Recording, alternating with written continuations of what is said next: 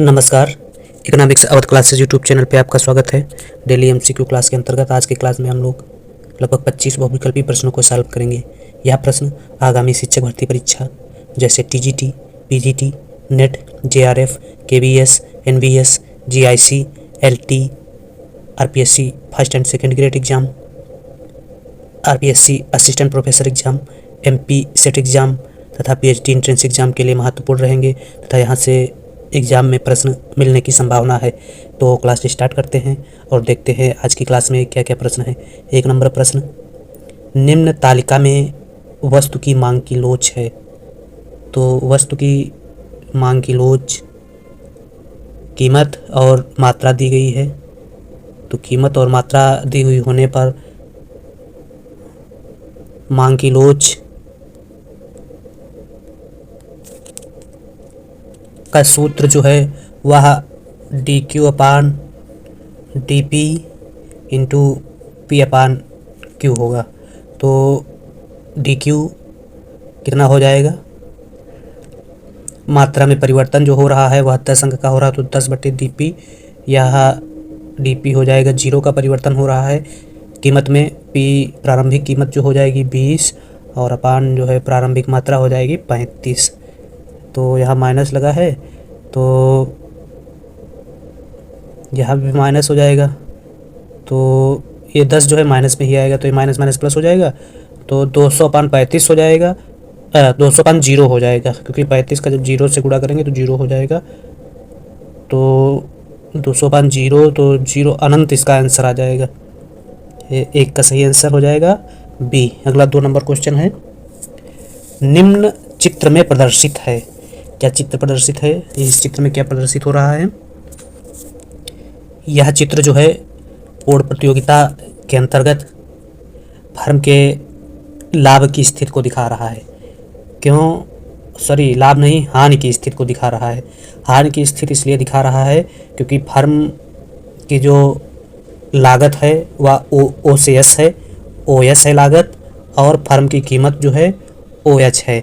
लागत ज़्यादा है और कीमत क्या है फर्म की कम है, इसलिए फर्म को क्या हो रहा है, हानि की स्थिति हो रही है। और इसमें कोई है ही नहीं ऑप्शन में, इसलिए उपरोक्त में से कोई नहीं हो जाएगा। इसके अलावा अल्पकाल में बोर्ड प्रतियोगिता को हानि के अलावा सामान्य लाभ एवं असामान्य लाभ की स्थितियों का सामना करना पड़ता है। सामान्य लाभ की स्थिति में क्या होता है, इसमें एसी, एमसी, एआर, एमआर सब बराबर होते हैं तो ऐसी स्थिति को सामान्य लाभ की स्थिति कहा जाता है। यह जो आरेख है यह सामान्य लाभ की स्थिति है। और अगर असामान्य लाभ की स्थिति की बात की जाए तो यह एआर एमआर वक्र हो जाएगा और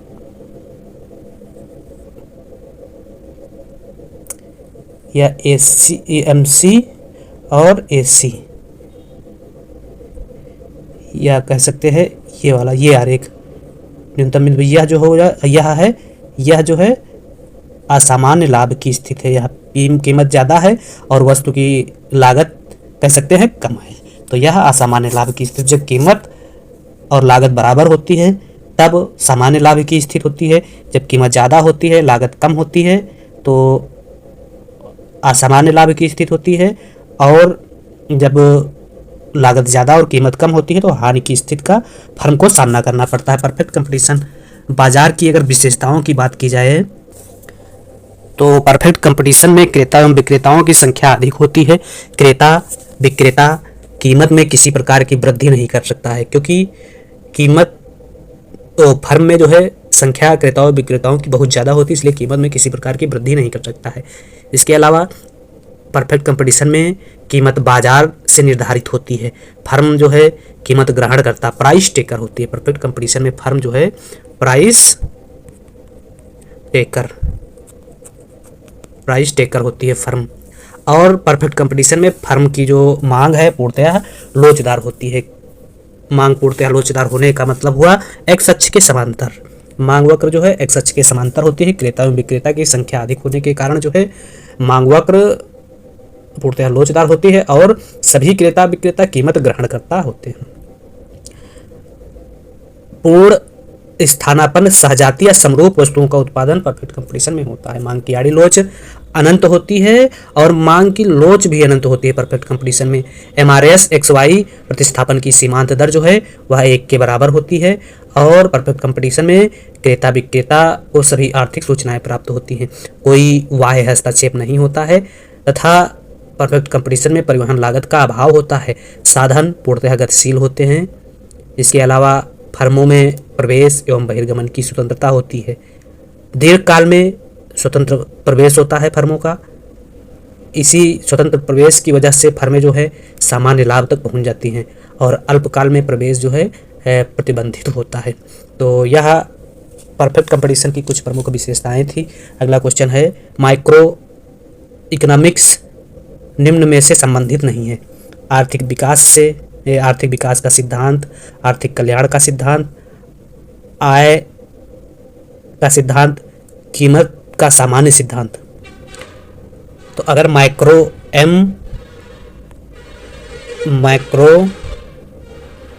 अर्थशास्त्र की बात की जाए तो माइक्रो शब्द का सर्वप्रथम प्रयोग जो है रेगनर फ्रिश द्वारा किया गया था और इसके अलावा माइक्रोविक का भी प्रयोग रेगनर फ्रिश ने ही किया था। माइक्रो अर्थशास्त्र, इसमें जो है समस्त अर्थव्यवस्था का अध्ययन किया जाता है। इसमें समग्र मांग, समग्र पूर्ति, समग्र रोजगार, समग्र निवेश तथा समग्र आय का अध्ययन किया जाता है। समष्टि अर्थशास्त्र की अगर शाखाओं की बात की जाए तो समष्टि अर्थशास्त्र में आय एवं रोजगार के सिद्धांत का जिक्र होता है। समस्त वस्तु की कीमत स्तर का जिक्र होता है। आर्थिक सिद्धांत का जिक्र होता है और वितरण का बृहद विश्लेषण किया जाता है। इसमें पूछा है माइक्रो इकोनॉमिक्स किन में से संबंधित नहीं है। तो माइक्रो इकोनॉमिक्स जो है आर्थिक विकास के सिद्धांत से संबंध रखती है, आर्थिक कल्याण से संबंध रखती है, आय का सिद्धांत से संबंध रखती है। तो कीमत का सामान्य सिद्धांत जो है वह माइक्रो इकोनॉमिक्स से संबंध रखती है, माइक्रो से। अब माइक्रो अर्थशास्त्र क्या है? तो माइक्रो अर्थशास्त्र जिसमें व्यक्तियों के छोटे समूह की आर्थिक क्रियाओं का अध्ययन किया जाता है, जिसमें प्रमुख रूप से फर्में, परिवारों, व्यक्तिगत कीमतों तथा मजदूरी, आय, व्यक्तिगत उद्योग और विशेष वस्तुओं का अध्ययन किया जाता है। तो उससे कहते हैं कि यह अध्ययन जो है व्यष्टि अर्थशास्त्र के अंतर्गत आता है। व्यष्टि अर्थशास्त्र की अगर शाखाओं की बात की जाए तो वस्तु कीमत सिद्धांत, साधन कीमत सिद्धांत और आर्थिक कल्याण के सिद्धांत को रखा जाता है। वस्तु कीमत सिद्धांत में मांग का सिद्धांत एवं लागत का सिद्धांत अध्ययन किया जाता है। साधन कीमत सिद्धांत में लागत, मजदूरी और ब्याज लाभ का अध्ययन किया जाता है। तो इसलिए इसका जो आंसर सही है वह है डी। अगला क्वेश्चन है, निम्न में से क्या 1991 आर्थिक सुधारों का सकारात्मक प्रभाव नहीं था? जीडीपी विकास दर में वृद्धि, राजकोषीय घाटे में गिरावट, मुद्रास्फीति दर में कमी, उपभोक्ता को प्रोत्साहन। तो 1991 के आर्थिक सुधारों में सकारात्मक प्रभाव नहीं था, उपभोक्ता को प्रोत्साहन डी ऑप्शन सही है 4 का। अगला 5 नंबर क्वेश्चन, ओकुल का नियम संबंधित है बेरोजगारी से, राष्ट्रीय उत्पादन में वृद्धि से, ए तथा बी दोनों से, ना तो ए ना बी। तो ओकुल का नियम बेरोजगारी तथा उत्पादन, राष्ट्रीय उत्पाद में वृद्धि से संबंधित है। 5 का सही आंसर सी है। अगला 6 नंबर क्वेश्चन, यदि सीमांत बचत प्रवृत्ति का मान 0.4 है तो गुणक होगा। तो सीमांत बचत प्रवृत्ति मतलब MPS बराबर 0.4 दिया गया है, तो के बराबर हो जाएगा 1/MPS। तो 1/0.4, यह दशमलव हटाएंगे, 0 बढ़ाएंगे, 5/2, इसको भाग करेंगे तो 2.5 आंसर आ जाएगा। 2.5 आंसर ऑप्शन में दिया ही नहीं है, तो इसलिए कोई नहीं, आंसर सही हो जाएगा 6 का।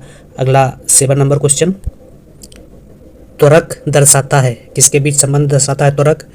तो प्रति ऑप्शन ए, प्रति व्यक्ति आय में वृद्धि का उपभोग पर प्रभाव, प्रति व्यक्ति बचत में वृद्धि का उपभोग पर प्रभाव, उपभोग का निवेश पर प्रभाव, निवेश का उपभोग पर प्रभाव। तो त्वरक जो है उपभोग का निवेश पर प्रभाव दर्शाता है, उपभोग का निवेश पर प्रभाव दर्शाता है,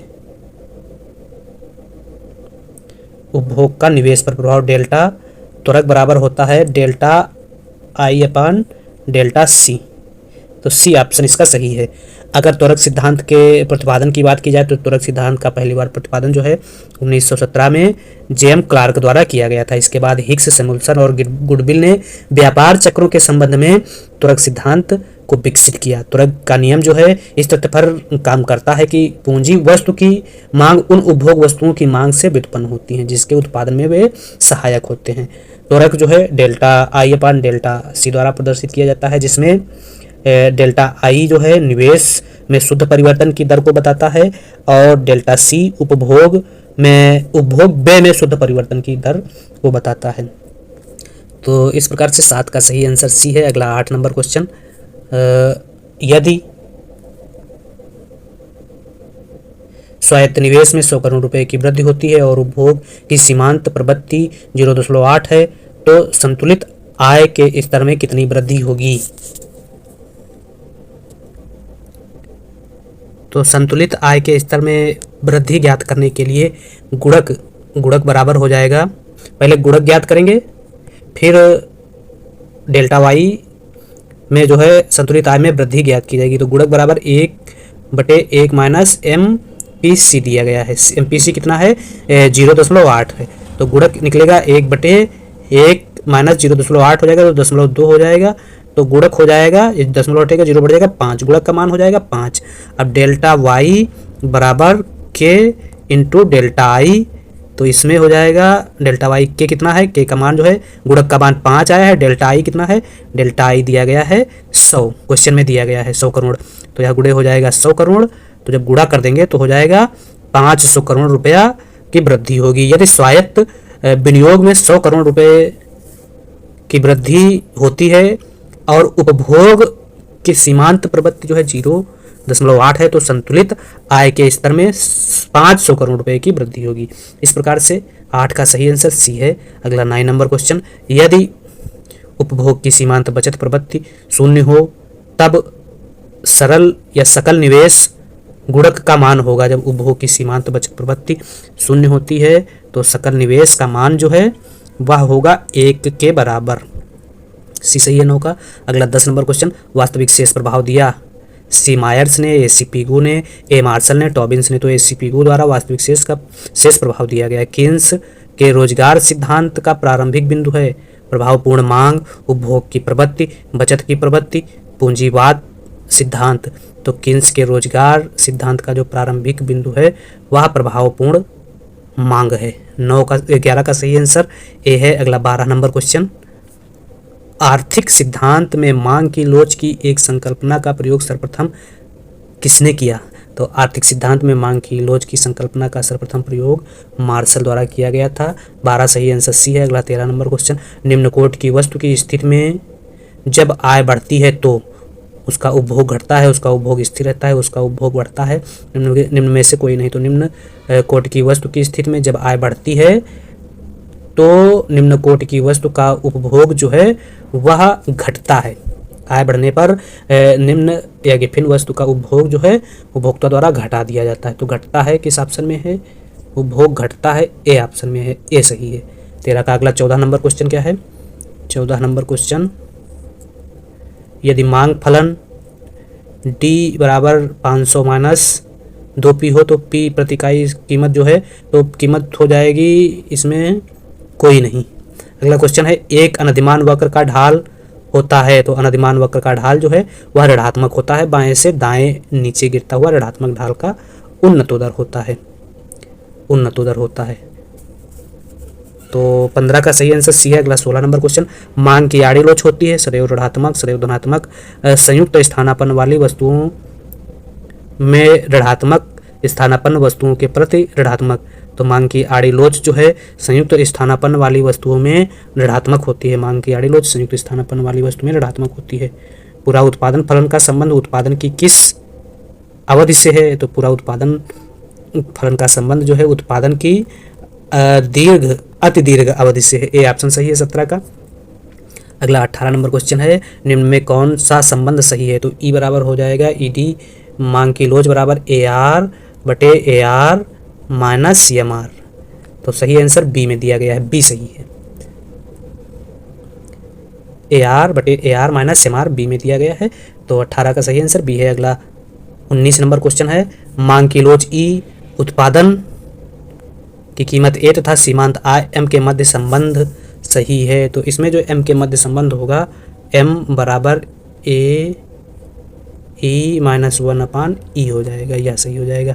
19 का सही आंसर डी है। अगला 20 नंबर क्वेश्चन, निम्न चित्र संबंधित है, किससे संबंधित है? मांग में कमी से, मांग में वृद्धि से, मांग का संकुचन से, उपरोक्त में से कोई नहीं। तो डी से D1 की तरफ अगर जाया जाता है उसी कीमत रेखा पर, तो इसमें कहा जा सकता है कि मांग में वृद्धि हो रही है, मांग में वृद्धि बी ऑप्शन में दिया गया है, तो 20 का सही आंसर बी है। अगला 21 नंबर क्वेश्चन, बाजार संरचना के किस रूप में एक फर्म अपने उत्पाद की कीमत के ऊपर नियंत्रण लगभग शून्य रखता है? एकाधिकार में, अल्पाधिकार में, पूर्ण प्रतियोगिता में, अपूर्ण प्रतियोगिता में। तो बाजार संरचना के किस रूप में एक फर्म अपने उत्पाद की कीमत के ऊपर, पूर्ण प्रतियोगिता में जो है फर्म अपने उत्पाद की कीमत के ऊपर जो है पूर्ण नियंत्रण रखता है, क्योंकि पूर्ण प्रतियोगिता में जो फर्म है वह बाजार द्वारा निर्धारित होती है, तो इसलिए इसका सही आंसर 21 का सी है। अगला 22 number question, economics of imperfect competition पुस्तक के लेखक कौन है? तो इकोनॉमिक्स ऑफ इनपरफेक्ट कंपटीशन पुस्तक के लेखक श्रीमती जॉन रॉबिन्सन हैं। 22 का सही आंसर ए है। 23 नंबर, एकाधिकार एक उद्योग है फर्म का, एक तो बहु कुछ, तो एकाधिकार एक उद्योग का फर्म है। 23 का सही आंसर ए है। 24, समृद्धि में क्षुरधार समस्या संबंधित है, तो समृद्धि में क्षुरधार समस्या कैल्डार से संबंधित है, संगुल्तन से संबंधित है, हिक्स से, हैरड से, तो हैरड से संबंधित है। अमर्त्य सेन को अर्थशास्त्र का नोबेल पुरस्कार मिला था, तो 1998 में अमर्त्य सेन को अर्थशास्त्र का नोबेल पुरस्कार दिया गया। Economics Awadh classes YouTube channel पे आपका स्वागत है। डेली MCQ क्लास के अंतर्गत आज की क्लास में हम लोग लगभग 25 बहुविकल्पीय प्रश्नों को सॉल्व करेंगे। यह प्रश्न आगामी शिक्षक भर्ती परीक्षा जैसे TGT, PGT, NET, JRF, KVS, NBS, GIC, LT grade exam, RPSC first and second grade exam, assistant professor exam तथा PhD एंट्रेंस एग्जाम के लिए महत्वपूर्ण है, और यहाँ से इस क्लास से एग्जाम में क्वेश्चन मिलने की संभावना है। तो आज की क्लास स्टार्ट करते हैं और देखते हैं आज की क्लास में क्या क्या क्वेश्चन है। 1 नंबर प्रश्न है, जनसंख्या विस्फोट की स्थिति में जन्म दर घटती है, मृत्यु दर घटती है, जन्म दर व मृत्यु दर का अंतर घट जाता है, जन्म दर व मृत्यु दर का अंतर बढ़ जाता है। तो जनसंख्या विस्फोट की स्थिति में जन्म दर व मृत्यु दर का अंतर बढ़ जाता है, अर्थात जनसंख्या बहुत तेजी से बढ़ जाती है, कहने का मतलब हुआ। जनसंख्या संक्रमण के अगर सिद्धांत की बात की जाए तो जनसंख्या संक्रमण का सिद्धांत सबसे पहले 1929 में WM थॉमसन ने प्रतिपादित किया था, लेकिन अगर जनसंख्या संक्रमण के सिद्धांत का वैज्ञानिक रूप देने की बात की जाए तो जनसंख्या संक्रमण के सिद्धांत का वैज्ञानिक रूप जो है वह नोटेनस्टीन ने 1945 में दिया था। 1945 में जनसंख्या संक्रमण का पहला सिद्धांत सबसे पहले थॉमसन ने प्रतिपादित किया और वैज्ञानिक रूप फ्रैंक नोटेनस्टीन ने दिया था। फ्रैंक नोटेनस्टीन को जननांगिकी संक्रमण का जनक बताया जाता है। जनक अगर पूछा जाए जननांगिकी संक्रमण का तो नोटेनस्टीन को जननांगिकी संक्रमण का जनक बताया जाता है। कोल एवं होबर ने जनसंख्या संक्रमण सिद्धांत के 3 चरणों की बात की है, तथा टोडेरो ने जनसंख्या संक्रमण के 3 चरणों की बात की है, तथा सीपी ब्लेकर ने जनसंख्या संक्रमण के 5 सिद्धांतों की या 5 चरणों की बात की है। और सबसे मान्य जो जनसंख्या संक्रमण का सिद्धांत है वह सीपी ब्लेकर का ही है।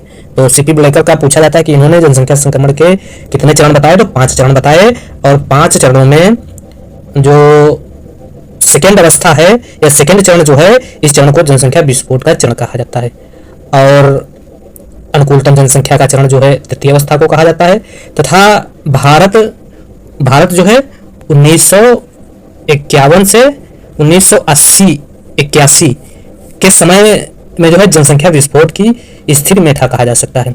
जननांगिकी संक्रमण की सेकेंड अवस्था जो है जननांगिकी विस्फोट की अवस्था कही जाती है। तो इस प्रकार से इसका जो आंसर है पहले नंबर क्वेश्चन का 1 का डी सही है। अगला है, मांग का नियम बताता है जब मांग बढ़ती है तो कीमत बढ़ती है, जब आय बढ़ती है तो मांग बढ़ती है, जब कीमत घटती है तो मांग बढ़ती है, जब कीमत घटती है तो जब मांग घटती है तो कीमत भी घटती है। तो मांग का नियम बताता है कि प्राइस कम होने से डिमांड बढ़ती है तथा प्राइस बढ़ने से डिमांड कम होती है। तो मांग का नियम कीमत एवं मांगी गई मात्रा के बीच विपरीत संबंध बताता है।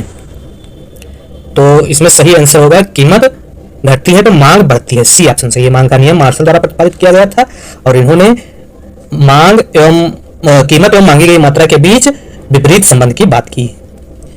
और मांग का वक्र जो है बाएं से दाएं नीचे गिरता हुआ ऋणात्मक ढाल का होता है। अगला क्वेश्चन है, तो 2 नंबर क्वेश्चन का सही आंसर सी है। अगला 3 नंबर क्वेश्चन है, जननांगीय संक्रमण सिद्धांत में जनसंख्या की आदर्श वृद्धि दर प्राप्त होती है प्रथम चरण में, द्वितीय चरण में, ए था बी दोनों में, तृतीय चरण में। तो जननांगीय संक्रमण सिद्धांत में जनसंख्या वृद्धि की जो आदर्श स्थिति है वह तृतीय चरण में प्राप्त होती है, सी सही है 3 का आंसर। अगला ऋजु रेखाओं पर श्रम व पूंजी की सीमांत उत्पादकता कैसी होती है? शून्य, धनात्मक, ऋणात्मक, ए था बी। तो ऋजु रेखाओं पर श्रम व पूंजी की सीमांत उत्पादकता जो है शून्य होती है। 4 का सही आंसर ये है। फेमा संबंधित है विदेशी विनिमय के नियमन से, विदेशी विनिमय के प्रबंधन से, विदेशी विनिमय के संरक्षण से, विदेशी विनिमय के अर्जन से। तो फॉरेन एक्सचेंज मैनेजमेंट एक्ट, तो फेमा जो है विदेशी विनिमय के प्रबंधन से संबंध रखता है, बी ऑप्शन सही है। 5 का अगला 6 नंबर इरडा का संबंध है। तो इरडा IRDA का संबंध जो है बैंकिंग क्षेत्र से है, बीमा से है, औद्योगिक से, इनमें से कोई नहीं। तो इरडा का संबंध जो है वह बीमा क्षेत्र से है। Insurance regulatory and development authority of India, भारतीय बीमा नियामक और विकास प्राधिकरण, इरडा की स्थापना 1999 में मल्होत्रा समिति की सिफारिश पर हुई थी और इरडा ने कार्य जो है अप्रैल 2000 से प्रारंभ किया। वर्तमान में इरडा के अध्यक्ष श्री देवाशीष पंडा जी है और इरडा का कार्य जो है बीमा धारकों के हितों की रक्षा करना है। तो इरडा का संबंध जो है बीमा क्षेत्र से है, 6 का सही आंसर बी है। अगला 7 नंबर क्वेश्चन क्या है, शून्य आधार बजट की अवधारणा के प्रतिपादक कौन है? तो शून्य आधार बजट की अवधारणा के प्रतिपादक पीटर ए पायर हैं। 1970 में शून्य आधार बजट पीटर ए पायर द्वारा प्रकाशित किया गया था और शून्य आधार बजट को सूर्यास्त बजट भी कहा जाता है, 7 का सही आंसर यह है। अगला 8 नंबर क्वेश्चन है, विशुद्ध एकाधिकार में एकाधिकारी की वस्तु की प्रतिलोच होती है, इकाई, इकाई से अधिक, शून्य व इकाई के मध्य, शून्य। तो विशुद्ध एकाधिकार में एकाधिकारी की वस्तु की प्रतिलोच जो है शून्य होती है। एकाधिकारी बाजार किससे कहते हैं, क्या क्या विशेषताएं होती हैं, थोड़ा सा जान लेते हैं एकाधिकारी बाजार या एकाधिकारिक बाजार के बारे में। अगर एकाधिकारिक या एकाधिकारात्मक बाजार के प्रतिपादन की बात की जाए तो 1947 में प्रोफेसर चैम्बरलिन द्वारा the theory of monopolistic competition पुस्तक में एक बाजार का प्रतिपादन किया गया, जिस बाजार को एकाधिकारात्मक या एकाधिकारिक या एकाधिकृत बाजार कहा गया है। एकाधिकारिक बाजार जो है वह चैम्बरलिन बताते हैं कि पूर्ण प्रतियोगिता एवं एकाधिकार के बीच की बाजार की स्थिति है, जिसमें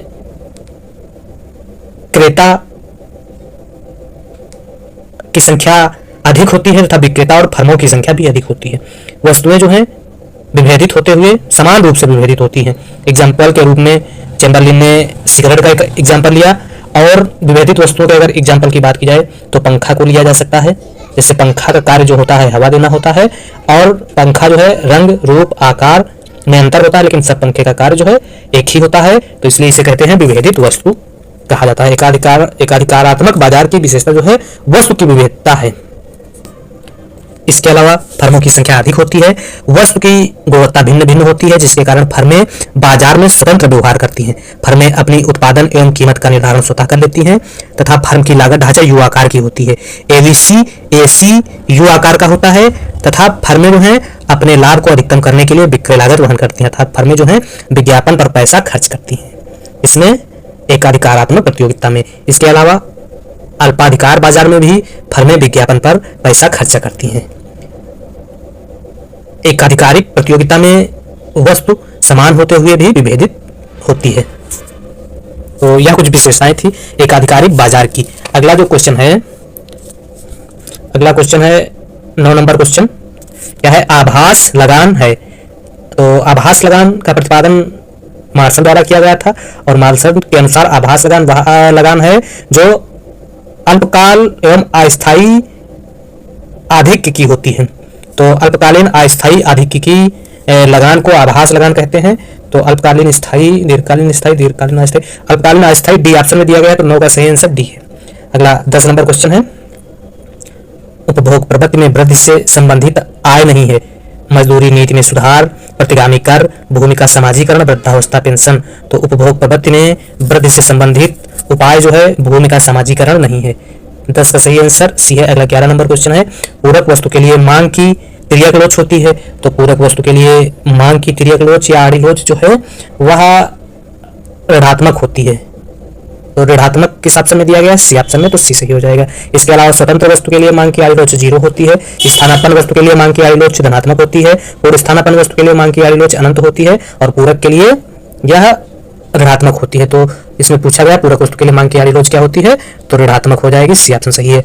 अनाश्रित या स्वतंत्र वस्तु के लिए मांग की आड़ी लोच कैसी होती है? तो स्वतंत्र वस्तु के लिए मांग की आड़ी लोच 0 होती है, डी ऑप्शन सही है। 12 का अगला 13 नंबर क्वेश्चन, स्थानापन्न वस्तुओं के लिए मांग की तिर्यक लोच कैसी होती है? तो स्थानापन्न वस्तुओं के लिए मांग की तिर्यक लोच या आड़ी लोच धनात्मक होती है। तो धनात्मक ए ऑप्शन में दिया गया। 13 का सही आंसर है। अगला 14 नंबर क्वेश्चन, सर्वप्रथम किसने प्रदर्शित किया कि मांग वक्र को अनधिमान वक्रों की सहायता से व्युत्पन्न किया जा सकता है? तो मार्शल, एजवर्थ, पिगू, इनमें से कोई नहीं। तो सर्वप्रथम हिग्स द्वारा यह प्रतिपादित किया गया था कि मांग वक्र को अनधिमान वक्रों की सहायता से भी व्युत्पन्न किया जा सकता है। तो हिग्स ऑप्शन में है नहीं, तो इसलिए इनमें से कोई नहीं हो जाएगा। 14 का सही आंसर। अगला 15 नंबर क्वेश्चन, निम्न चित्र में प्रदर्शित है मार्शल का मांग एवं पूर्ति का सामान्य सिद्धांत। एक्स अक्ष पर कीमत दी गई है, वाई अक्ष पर मांग तथा डिमांड एंड सप्लाई दी गई है। इसके संतुलन बिंदु पर क्या होता है? तो इसके संतुलन बिंदु पर कह सकते हैं कि वालरा का सामान्य संतुलन का सिद्धांत होता है। इनमें है ही नहीं ऑप्शन में, तो डी सही है। 15 का अगला 16 नंबर क्वेश्चन, नवी पंचवर्षीय योजना में सर्वोच्च प्राथमिकता दी गई किसको? कृषि क्षेत्र को, औद्योगिक क्षेत्र को, ऊर्जा क्षेत्र को, सामाजिक सेवाओं के क्षेत्र को। तो नवी पंचवर्षीय योजना में सबसे ज्यादा प्राथमिकता जो है ऊर्जा क्षेत्र को दी गई थी। तो 16 का सही आंसर क्या है? सी हो जाएगा। विभिन्न पंचवर्षीय योजनाओं का केंद्रीय बिंदु और समय कब से कब तक था जान लेते हैं। अगर पहली पंचवर्षीय योजना की बात की जाए तो प्रथम पंचवर्षीय योजना 1951 से 1956 तक चली, जो हैरोडोबा मॉडल पर आधारित थी और इसका केंद्रीय बिंदु जो है कृषि विकास पर बल देना था। इसके बाद दूसरी पंचवर्षीय योजना 1956 से 61 के बीच चली और नेहरू महालनोबिस मॉडल पर आधारित थी, जो आधारभूत एवं भारी उद्योगों के विकास पर बल देती थी। तीसरी पंचवर्षीय योजना 1961 से 66 जेडी सैंडविच सुखमय चक्रवर्ती मॉडल पर आधारित थी, जिसका उद्देश्य आत्मनिर्भरता व स्वतः स्फूर्ति या केंद्रीय बिंदु कह सकते हैं था। 1966 से 69 तक के लिए 3 वर्ष का योजना अवकाश रहा तथा 1969 से 74 तक के लिए अशोक रुद्रा के आगत निर्गत पर मॉडल पर आधारित चौथी पंचवर्षीय योजना स्थिरता के साथ आत्मनिर्भरता पर बल देती है। पांचवी पंचवर्षीय योजना 1974 से 1979 के बीच चली, लेकिन यह 1 वर्ष पूर्व ही समाप्त कर दी गई थी। डीपी धर मॉडल पर आधारित थी पांचवी पंचवर्षीय योजना, और जब 1 वर्ष पूर्व समाप्त की गई तो 1979 और 1979-80 योजना अवकाश 1 वर्ष रहा। 1 वर्ष पहले इसको समाप्त करने का उद्देश्य गुरनाल मिडल द्वारा रोलिंग प्लान को लागू करना था। पांचवी पंचवर्षीय योजना में भी निर्धनता उन्मूलन तथा आत्मनिर्भरता पर मुख्य फोकस किया गया। छठी योजना जो है 1980 से 85 आगत निर्गत मॉडल पर आधारित थी, जो गरीबी निवारण तथा रोजगार सृजन पर फोकस्ड थी। सातवीं पंचवर्षीय योजना 1985 से 80 वस्तु मजदूरी मॉडल पर आधारित थी, कृषि विकास को प्रेरित समृद्धि केंद्रीय बिंदु था तथा 1990 और 92 2 वर्ष का योजना अवकाश रहा। आठवीं पंचवर्षीय योजना 1992 से 97 के बीच जॉन डब्ल्यू मिलर मॉडल पर आधारित थी, जो मानव संसाधन के विकास के केंद्रीय बिंदु पर भी आधारित थी। और नवी पंचवर्षीय योजना 1997 से 2002 के बीच आगत निर्गत मॉडल पर आधारित थी, जिसका केंद्रीय बिंदु सामाजिक न्याय तथा समता के साथ आर्थिक विकास, जिसमें ऊर्जा क्षेत्र को सर्वोच्च प्राथमिकता दी गई थी। 10वीं पंचवर्षीय योजना 2002 से 2007 योजना अवकाश के योजना आयोग के प्रपत्र मॉडल पर आधारित थी, जो सामाजिक न्याय तथा समता के साथ विकास पर बल देती थी। 12वीं पंचवर्षीय योजना 2007 से 2012 के बीच योजना आयोग के प्रपत्र मॉडल पर आधारित थी, जो तीव्र और अधिक समावेशी विकास मॉडल पर आधारित थी। 11वीं पंचवर्षीय योजना तथा 12वीं पंचवर्षीय योजना 2012 से 17 के बीच तीव्र संपोषणीय और अधिक समावेशी विकास मॉडल पर आधारित थी, जो योजना अवकाश के योजना के इतिहास में अंतिम पंचवर्षीय योजना थी 12वीं पंचवर्षीय योजना। और 12वीं पंचवर्षीय योजना का समय 2012 से 17 के बीच में रहा। क्या पूछा जाता है इसमें? अगला जो क्वेश्चन है, तो इस प्रकार से यह जो पंचवर्षीय योजना के बारे में प्रमुख महत्वपूर्ण बातें थी।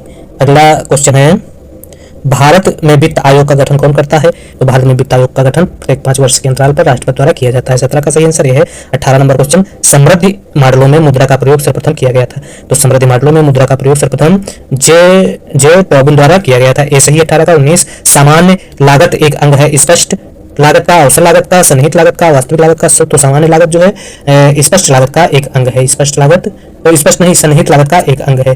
तो इसका सही आंसर हो जाएगा 19 का सी।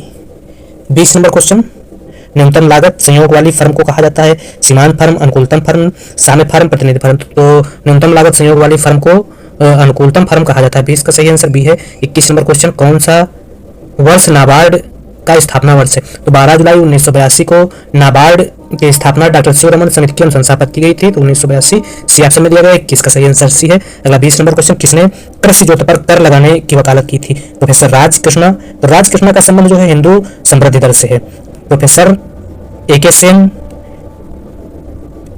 सेन का जो संबंध है वह कैपेबिलिटी उपलब्धता के सिद्धांत से है, जो गरीबी के संबंध में अपनी विचार देते हैं। Professor K N. राज। तो प्रोफेसर के.एन. राज ने जो है कृषि क्षेत्र पर कर लगाने की वकालत की थी। 22 का सही आंसर सी है। 23 नंबर, प्रथम क्षेत्रीय ग्रामीण बैंक की स्थापना की गई थी। तो प्रथम क्षेत्रीय ग्रामीण बैंक की स्थापना 2 अक्टूबर 1975 को की गई थी। 23 का सही आंसर ए है। अगला 24 नंबर क्वेश्चन, ग्रामीण बैंक के लिए गठित बैंकिंग आयोग। तो ग्रामीण बैंक के लिए गठित जो बैंकिंग आयोग था वह सरैया आयोग था, आरसी सरैया आयोग। 24 का सही आंसर बी है। अगला 25 नंबर क्वेश्चन, निम्न चित्र में प्रदर्शित है? फिलिप वक्र, लॉरेंज वक्र, मोज़ाइक वक्र, लेफर वक्र। तो यह वक्र जो है लेफर वक्र के बारे में बताता है। लेफर वक्र क्या बताता है? जो उल्टे यू आकार का होता है, जो कर की दर और कुल कर राजस्व के बीच संबंध बताता है। जो बताता है कि कर की दर में वृद्धि होने से कर राजस्व में शुरुआत में तो वृद्धि होती है, फिर एक समय ऐसा आता है कि राजस्व अपने शीर्ष स्थान पर पहुंच जाता है, शीर्ष हो जाता है, और उसके बाद कर की दर जैसे जैसे बढ़ती है तो कर राजस्व में क्या होती है? कमी होने लगती है। तो इस प्रकार से यह जो आरेख है लेफर वक्र के बारे में बताता है। अगला क्वेश्चन है 26 नंबर, अविकसित राष्ट्रों में बचत उस अनुपात में नहीं बढ़ती जिस अनुपात में आय का स्तर बढ़ता है। नक्स के अनुसार इसका कारण है रैचेट प्रभाव, आय प्रभाव, प्रदर्शन प्रभाव, व्यापार की शर्त प्रभाव। तो अविकसित राष्ट्रों में बचत उस अनुपात में नहीं बढ़ती जिस अनुपात में आय का स्तर बढ़ता है। नक्स के अनुसार इसका जो प्रभाव है वह प्रदर्शन प्रभाव है, यह कारण जो है। 26 का सही आंसर सी है। 27 नंबर क्वेश्चन है, अर्थमिति शब्द का प्रयोग सर्वप्रथम किसने किया? तो अर्थमिति शब्द का प्रयोग सर्वप्रथम रैगनर फिश द्वारा किया गया था। रैगनर फिश ने ही बेस्ट और समझती इन दोनों शब्दों का भी प्रयोग सर्वप्रथम किया था। अगला है गतिमान औसत प्रयोग होता है। गतिमान औसत प्रयोग जो है अपकिरण में होता है, सहसंबंध में होता है, काल श्रेणी में होता है, ए था बी दोनों। तो गतिमान औसत का प्रयोग काल श्रेणी में होता है। 28 का सही आंसर सी है। नमस्कार, economics Awadh classes YouTube channel पे आपका स्वागत है। डेली एमसीक्यू क्लास के अंतर्गत आज की क्लास में हम लोग लगभग 25 बहुविकल्पी प्रश्नों को सॉल्व करेंगे। यह प्रश्न आगामी शिक्षक भर्ती परीक्षा जैसे TGT, PGT, NET, JRF, KBS, NBS, GIC, LT, RPSC first and second grade exam तथा बीपीएससी 3.0 और 3.0 एग्जाम के लिए महत्वपूर्ण है तथा यहाँ से प्रश्न परीक्षा में मिलने की संभावना है। तो आज की क्लास स्टार्ट करते हैं और देखते हैं क्या क्या प्रश्न है आज की क्लास में। 1 नंबर प्रश्न है, यह मांग को निर्धारित करने वाला तत्व नहीं है। कौन सा? इसमें से 4 ऑप्शन दिए गए हैं। इन ऑप्शनों में पूछा गया है कि कौन सा जो तत्व है वह मांग को निर्धारित नहीं करता है। ऑप्शन ए संपत्ति, बी वस्तु की लागत, सी वस्तु की कीमत, डी व्यक्ति का आय। तो व्यक्ति की आय, वस्तु की कीमत, संपत्ति और वस्तु की लागत। तो मांग को निर्धारित करने वाले तत्वों में वस्तु की लागत नहीं है, बी ऑप्शन सही है 1 नंबर प्रश्न का। 2 नंबर प्रश्न है, एक पेन की कीमत पी 10 रुपये और पेन की मांग 100 है। यदि मांग पेन की बढ़ाकर 150 तथा कीमत घटकर 5 रुपये हो जाती है तब मांग की कीमत रोज क्या होगी? तो मांग प्रारंभ में कीमत 10 रुपये है, फिर कीमत बढ़ के हो जा रही है, घट के हो जा रही है 5 रुपये। जब कीमत 10 रुपये है तो मांग जो है पेन की 100 हो रही है, और जब कीमत घट जा रही है तो मांग 150 हो जा रही है। तो डीपी कितना हो जाएगा? 5 हो जाएगा, और डी डेल्टा डी इसको कह सकते हैं, यह हो जाएगा -50।